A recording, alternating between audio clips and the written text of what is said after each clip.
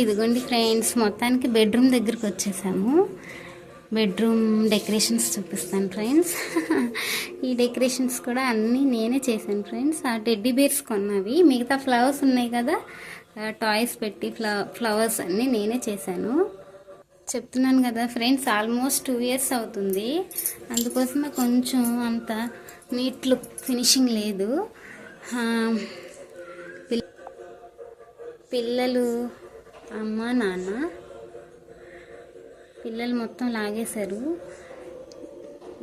టాయ్స్తో ఆడట్లేదు, మొత్తం ఇల్లంతా చిందేస్తున్నారని చెప్పి నేను తీసేసి ఇట్లా డెకరేట్ చేసుకుంటే మా బొమ్మలు మాకు కావాలని చాలాసార్లు అది ఇదిగోండి ఫ్రెండ్స్ చింపేశారు కూడా. నేను